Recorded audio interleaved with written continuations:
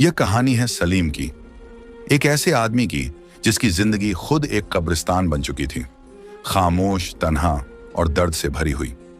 सलीम करीब 40 साल का एक दुबला पतला शख्स था। उसकी आंखों के नीचे गहरे काले हल्के, जैसे उसने बरसों से चैन की नींद ना सोई हो।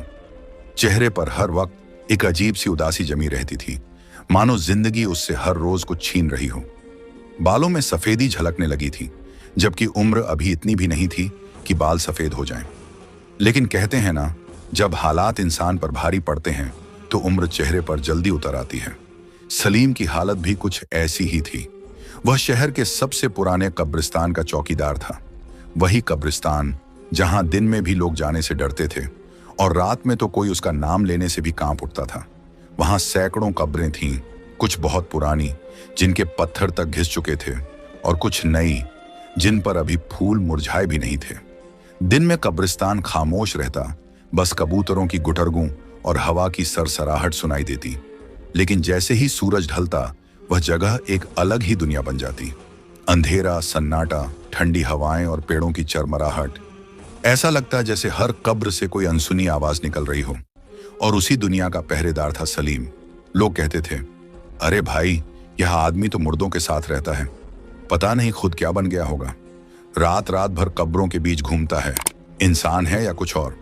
गांव के बच्चे उससे डरते थे, बूढ़े लोग उसका रास्ता बदल लेते थे, औरतें उसके पास से गुजरते वक्त दुपट्टा ठीक कर लेती। किसी को उससे सहानुभूति नहीं थी। कोई यह नहीं पूछता था कि वह यह काम क्यों करता है। किसी को फर्क ही नहीं पड़ता था। दरअसल सलीम भी कभी आम आदमी था। हंसता था, दोस्तों के साथ बैठता था, चाय पीता था, मजाक करता था। लेकिन किस्मत ने उसे ऐसी जगह लाकर खड़ा कर दिया जहां से वापसी का रास्ता बहुत मुश्किल होता है। उसकी शादी को 10 साल हो चुके थे। बीवी का नाम था आयशा, एक बेहद नेक, सब्र करने वाली औरत। शादी के शुरुआती साल बहुत अच्छे गुजरे। दोनों ने मिलकर छोटे छोटे सपने देखे थे, एक छोटा सा घर, बच्चों की पढ़ाई और एक सुकून भरी जिंदगी। लेकिन अल्लाह हर किसी को आसान रास्ता नहीं देता। 3 साल पहले आयशा अचानक बीमार पड़ गई। पहले हल्का बुखार, फिर कमजोरी, फिर अचानक बेहोशी। डॉक्टरों के चक्कर लगे, टेस्ट हुए, रिपोर्ट आई। डॉक्टर ने जो कहा उसने सलीम की दुनिया हिला दी। इन्हें दिल की बीमारी है, इलाज लंबा चलेगा, खर्च भी ज्यादा होगा। सलीम के पैरों तले जमीन खिसक गई। उसके पास ना इतना पैसा था, ना कोई सहारा।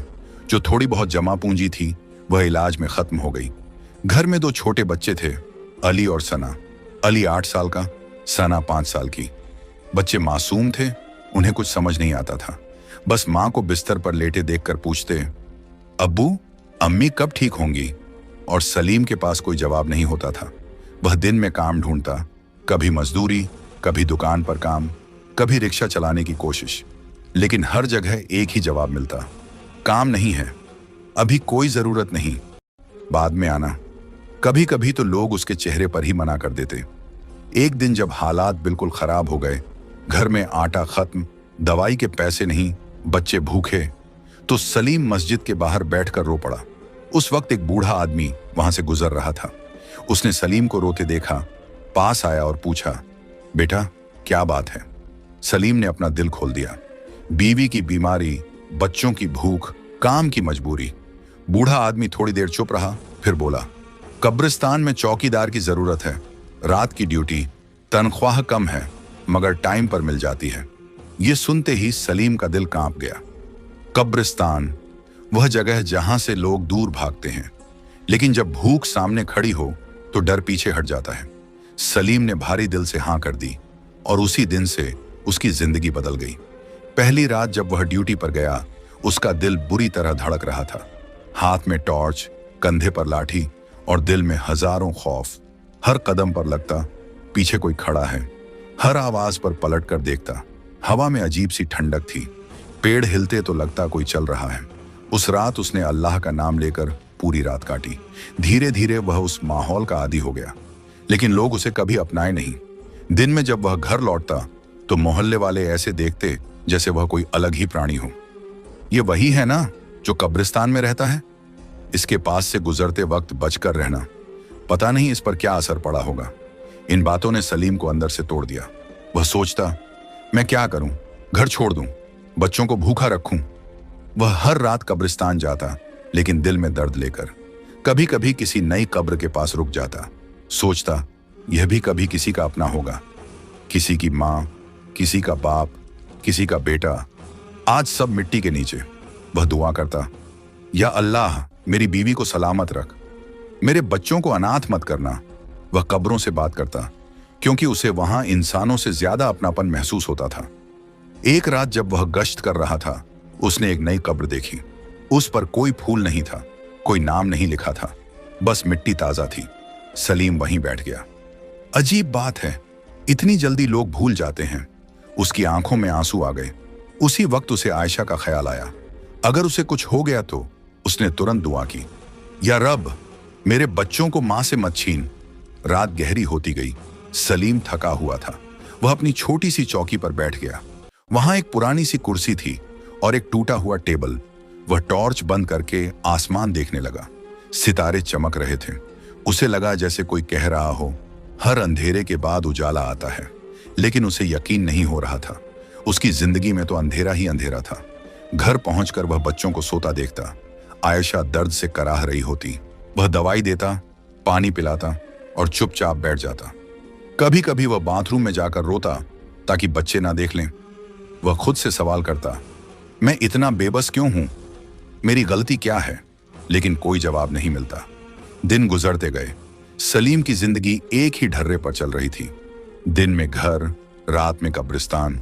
हंसना भूल चुका था। एक दिन उसका बेटा अली बोला, अब्बू आप हमेशा उदास क्यों रहते हो? सलीम चुप रह गया। उसके पास कोई जवाब नहीं था। उस रात जब वह कब्रिस्तान गया, उसका दिल बहुत भारी था। उसे नहीं पता था कि आज की रात उसकी जिंदगी बदलने वाली है। वह नहीं जानता था कि कब्रों के इस सन्नाटे में कोई उसे पुकारने वाला है, कोई ऐसा जो उसके दर्द को समझेगा। यहीं से शुरू होने वाला था एक ऐसा रहस्य जो उसकी किस्मत पलट देगा। उस रात सलीम जब कब्रिस्तान पहुंचा तो उसके कदम पहले से ज्यादा भारी थे। दिल में अजीब सा बोझ था, जैसे कोई अनजाना डर उसकी रगों में दौड़ रहा हो। हवा में ठंडक थी, लेकिन आज वह ठंड अलग लग रही थी, जैसे किसी ने बर्फीली सांसें उस जगह पर छोड़ दी हों। आमतौर पर सलीम हर रात अल्लाह का नाम लेकर अंदर जाता था, लेकिन आज उसके होंठ खुद ब खुद सूख गए थे। टॉर्च हाथ में थी, मगर उसे जलाने की हिम्मत नहीं हो रही थी। उसे लग रहा था कि अगर रोशनी जलाई तो कुछ ऐसा दिख जाएगा जिसे देखने की ताकत उसमें नहीं है। वह धीरे धीरे अंदर बढ़ा। हर कदम के साथ उसके जूते की आवाज अजीब तरह से गूंज रही थी। ऐसा लगता जैसे कोई उसकी परछाई बनकर पीछे पीछे चल रहा हो। उसने पलटकर देखा, कुछ नहीं, सिर्फ कब्रें, पत्थर और झुके हुए पेड़। लेकिन दिल मानने को तैयार नहीं था। उसे बार बार एहसास हो रहा था कि वह अकेला नहीं है। तभी अचानक एक हल्की सी आवाज आई, सलीम। उसका दिल जोर से धड़का।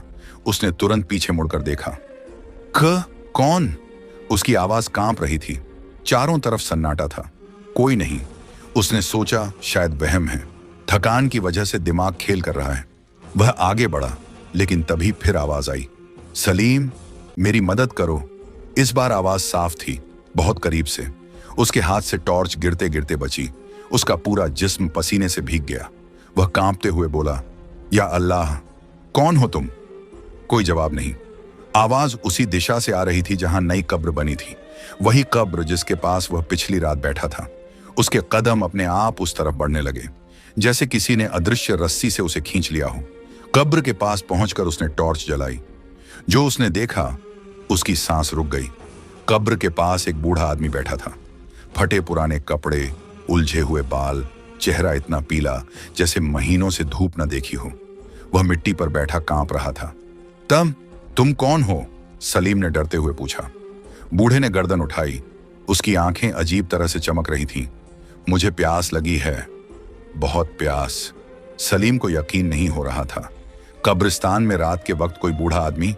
उसने आसपास देखा, कोई और नहीं था। आप यहां क्या कर रहे हैं? इस वक्त यहां कौन आता है? बूढ़ा हंसा, लेकिन वह हंसी किसी इंसान जैसी नहीं थी। बहुत भारी, बहुत गहरी। तुम चौकीदार हो ना? मुर्दों के रखवाले? सलीम के रोंगटे खड़े हो गए। जी, पर आप? मुझे पानी चाहिए, बहुत देर से यहां बैठा हूं। सलीम के दिल में अजीब सी हमदर्दी जागी। उसे आयशा याद आ गई। जब वह दर्द से कराहती थी, वह बोला, रुको, मैं अभी लाता हूं। वह जल्दी से अपनी चौकी की तरफ भागा। वहां एक पुरानी बोतल थी जिसमें थोड़ा पानी बचा था। वह लेकर वापस आया, लेकिन वह बूढ़ा गायब था। सलीम के पैर जमीन में गड़ गए। कहां गया? वह इधर उधर देखने लगा। अचानक उसकी नजर उसी नई कब्र पर पड़ी। कब्र हिल रही थी, मिट्टी खुद ब खुद खिसक रही थी। सलीम की चीख निकलते निकलते रह गई। वह पीछे हटने लगा। या अल्लाह, ये क्या हो रहा है? तभी कब्र के अंदर से आवाज आई, पानी। उसकी हालत खराब हो गई। उसका दिमाग सुन्न हो चुका था। आप अंदर हैं? ये कैसे? उसने मिट्टी को देखा। उसका दिल कह रहा था, यह इंसान नहीं है। लेकिन फिर उसे अपने बच्चों का ख्याल आया। अगर वह डर कर भाग गया तो यह इंसान जो भी है शायद मर जाएगा। उसने कांपते हाथों से बोतल का ढक्कन खोला और कब्र के पास रख दी। मैं यहीं हूं, आप डरिए मत। जैसे ही उसने बोतल रखी, एक ठंडी हवा चली, तेज, बहुत तेज। पेड़ झुक गए और फिर कब्र से एक नीली सी रोशनी निकली। सलीम की आंखें फैल गईं। उस रोशनी के बीच वही बूढ़ा खड़ा था, लेकिन अब उसका चेहरा बदल चुका था। आंखें आग की तरह लाल, चेहरा चमक रहा था। सलीम डर से पीछे गिर पड़ा। तुमने मदद की? बूढ़े की आवाज गूंजने लगी। जब डरना चाहिए था, तुमने रहम किया। सलीम कांपते हुए बोला, मैं इंसान हूं, मदद करना मेरा फर्ज है। बूढ़ा मुस्कुराया। तुम अकेले ऐसे हो, वरना यहां सब डर कर भाग जाते हैं। उसने हाथ उठाया। सलीम की आंखों के सामने पूरा कब्रिस्तान घूम गया। उसे अजीब अजीब साए दिखने लगे। कोई रो रहा था, कोई हंस रहा था, कोई दुआ कर रहा था। उसका सर चकराने लगा। डरो मत, मैं तुम्हें नुकसान नहीं पहुंचाऊंगा। तुम्हारी नीयत साफ है। मैं तुम्हें एक तोहफा देना चाहता हूं। तोहफा? सलीम ने कांपते हुए पूछा। सब्र का फल, तुम्हारी बीवी, तुम्हारे बच्चे, तुम्हारा दर्द, सब देख रहा हूं। सलीम रो पड़ा। अगर आप कुछ कर सकते हैं तो मेरी आयशा को ठीक कर दो। बूढ़े की आंखों में अजीब चमक आई। हर चीज मेरे बस में नहीं, लेकिन रास्ता दिखा सकता हूं। उसने हवा में उंगली घुमाई। अचानक सब गायब हो गया। कब्रिस्तान फिर वैसा ही हो गया, खामोश। सलीम हाँफ रहा था। आप कौन हो? उसने आखिरी बार पूछा। बूढ़ा धीरे धीरे धुंध में बदलने लगा। जब वक्त आएगा खुद जान जाओगे। किसी को मत बताना, वरना नुकसान होगा। और वह पूरी तरह गायब हो गया। सलीम वहीं जमीन पर बैठा रह गया। उसका दिमाग सुन्न था। क्या यह सपना था? क्या वह पागल हो गया है? उसने खुद को चुटकी काटी। दर्द हुआ, मतलब हकीकत थी। उसने उठकर चारों तरफ देखा। सब शांत था, कोई आवाज नहीं। वह कांपते कदमों से अपनी चौकी की तरफ गया। पूरी रात वह सो नहीं पाया। उसका दिल तेज तेज धड़क रहा था। सुबह जब वह घर पहुंचा तो उसकी हालत खराब थी। आयशा ने पूछा, क्या हुआ? सलीम ने झूठ बोला, कुछ नहीं, थक गया हूं। लेकिन उसके दिल में तूफान चल रहा था। उस दिन पूरा दिन वह उसी घटना के बारे में सोचता रहा। कभी डर लगता, कभी उम्मीद। क्या वाकई कोई ताकत उसकी मदद करना चाहती है, या यह सब उसका वहम था? रात फिर आ गई। उसका दिल नहीं चाह रहा था कब्रिस्तान जाने का, लेकिन मजबूरी थी। वह गया। उसने पूरी रात उसी कब्र के आसपास गश्त की, लेकिन कुछ नहीं हुआ। ना आवाज, ना रोशनी। वह थोड़ा सुकून महसूस करने लगा। शायद सच में वहम था। लेकिन तीसरी रात कुछ और हुआ। कब्रिस्तान के कोने से किसी औरत के रोने की आवाज आई, बहुत दर्द भरी। मेरे बच्चे, मेरे बच्चे। सलीम दौड़कर उस तरफ गया, लेकिन वहां कोई नहीं था, बस खाली कब्रें। अचानक पीछे से आवाज आई, तुम फिर आ गए। वह पलटा। वही बूढ़ा। अब उसका चेहरा और भी डरावना था। डरो मत, इम्तिहान अभी बाकी है। सलीम की सांस अटक गई। इम्तिहान? किस बात का? बूढ़ा पास आया। उसकी आंखों में अजीब सी गहराई थी। सब्र का और यकीन का। जो आज देखा वह शुरुआत है। अभी बहुत कुछ बाकी है जो तुम्हारी जिंदगी बदल देगा। और फिर तेज हवा चली, सब कुछ अंधेरा। सलीम की आंखें बंद हो गईं। जब उसने आंखें खोली, वह अकेला था। कोई नहीं, सिर्फ कब्रें और दिल में एक डर जो अब उम्मीद में बदल रहा था। उसे समझ आ गया था, यह कोई आम मामला नहीं। उसकी जिंदगी में कोई बहुत बड़ा राज खुलने वाला है, और वह राज कब्रिस्तान की मिट्टी में छुपा है। उस रात सलीम कब्रिस्तान से घर लौटा तो उसकी हालत किसी बीमार इंसान जैसी थी। चेहरे से खून उतर चुका था, आंखें लाल थीं और जिस्म में जैसे जान ही नहीं बची थी। उसने बच्चों को सोता हुआ देखा। आयशा दर्द से करवट बदल रही थी। उसका दिल भर आया। वह चुपचाप पास बैठ गया और उसकी पेशानी पर हाथ रखा। उसकी बीवी ने कमजोर सी आवाज में कहा, आज बहुत थक गए हो ना? सलीम ने सिर हिलाया लेकिन कुछ बोला नहीं। वह नहीं चाहता था कि वह डरे, मगर उसके अंदर तूफान मचा हुआ था।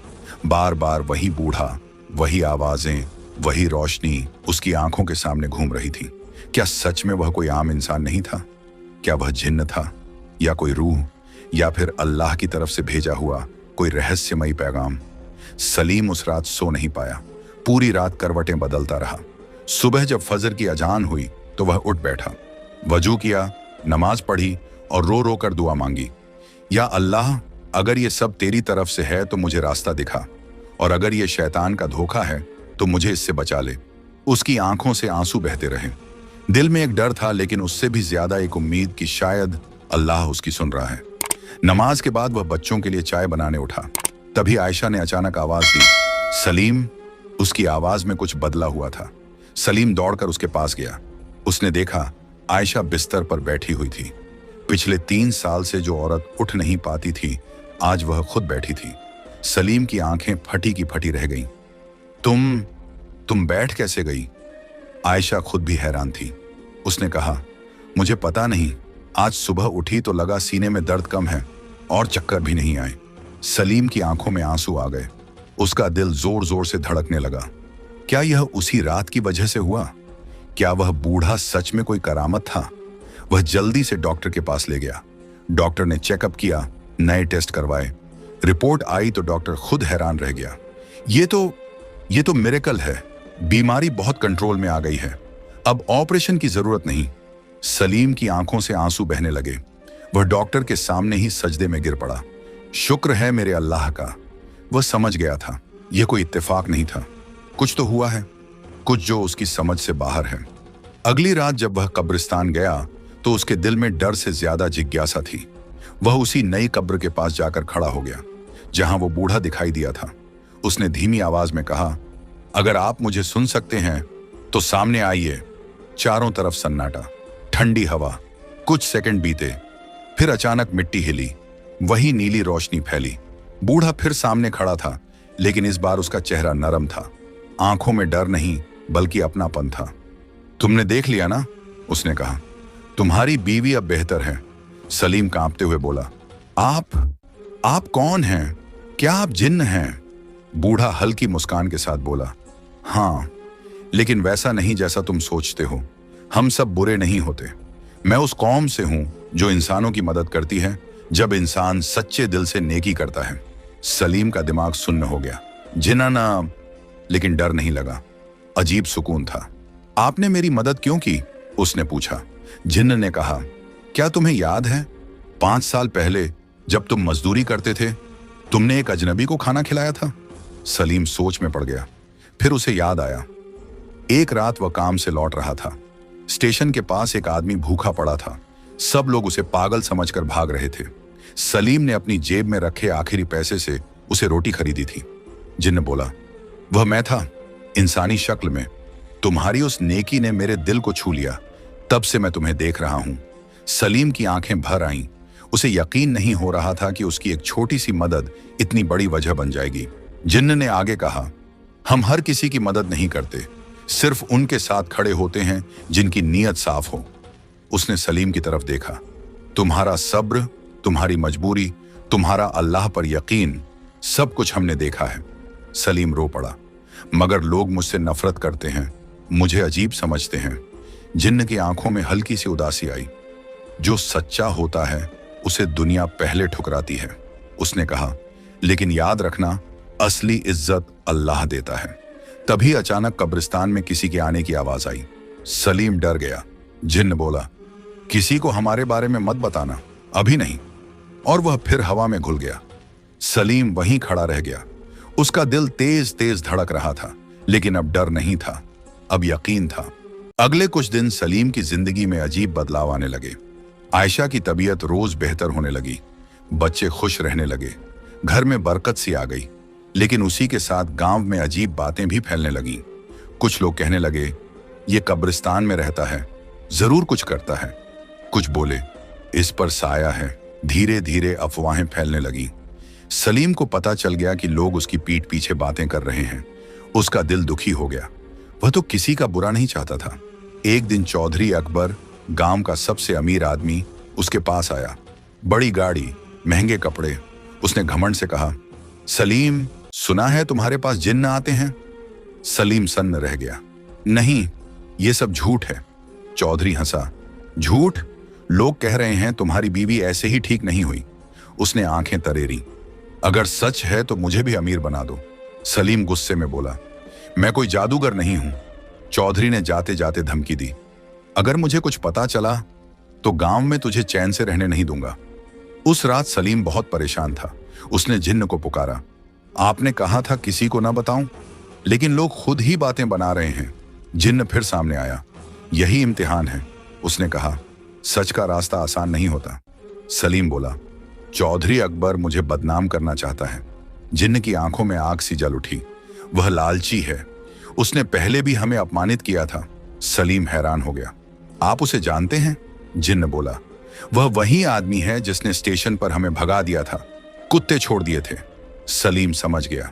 अब कहानी पूरी हो रही थी। जिन्न ने कहा, वह तुम्हें फंसाने वाला है, झूठे इल्जाम लगाएगा। सलीम डर गया। तो मैं क्या करूं? जिन्न ने गंभीर होकर कहा, सिर्फ अल्लाह पर भरोसा रखो, सच्चाई सामने खुद आएगी। उसने चेतावनी दी, जो होने वाला है उसमें तुम्हें सब्र रखना होगा। फिर वह गायब हो गया। सलीम की रात बेचैनी में गुजरी।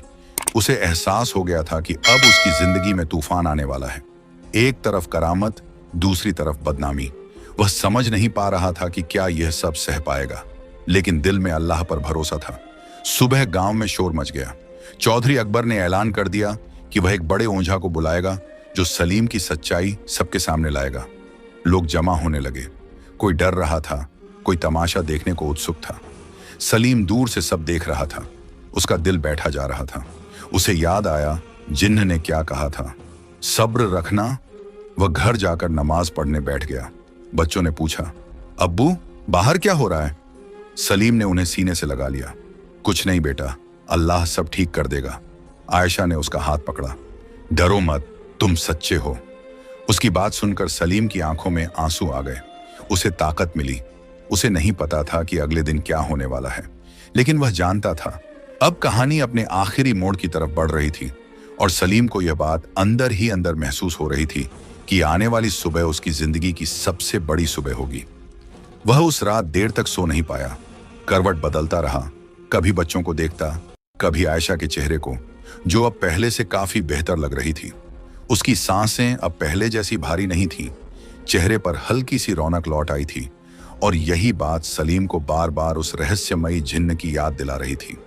वह समझ गया था कि अल्लाह ने उसकी सुन ली है, लेकिन इसके साथ ही एक डर भी दिल में बैठा हुआ था कि चौधरी अकबर अब कोई बड़ी चाल चलने वाला है। उसे जिन्न की बात याद आ रही थी, वह तुम्हें फंसाने वाला है, झूठे इल्जाम लगाएगा। और सच में उस रात गांव में कुछ अजीब सी सरगर्मी महसूस हो रही थी। बाहर से लोगों की आवाजें आ रही थीं, जैसे कोई तैयारी चल रही हो, कोई साजिश बुनी जा रही हो। सुबह फजर की अजान से पहले ही सलीम की आंख खुल गई। उसने वजू किया, नमाज पढ़ी और देर तक सजदे में पड़ा रहा। उसके होंठों से सिर्फ एक ही दुआ निकल रही थी, या अल्लाह, आज जो भी होने वाला है मुझे सब्र और हिम्मत देना। नमाज के बाद जब वह उठा तो देखा आयशा उसे चुपचाप देख रही थी। उसकी आंखों में डर भी था और भरोसा भी। उसने धीरे से पूछा, आज कुछ होने वाला है ना? सलीम ने झूठ नहीं बोला, बस इतना कहा, जो भी होगा अल्लाह की मर्जी से होगा। बच्चों को उसने सीने से लगाया, उन्हें दुआ दी और बाहर निकल पड़ा। उसका दिल तेज धड़क रहा था, लेकिन कदम डगमगा नहीं रहे थे। बाहर निकलते ही उसने देखा कि गांव के चौक पर भीड़ जमा हो रही है। चौधरी अकबर वहां खड़ा था, बड़ी शान से। उसके चेहरे पर वही पुरानी चालाक मुस्कान। उसके साथ एक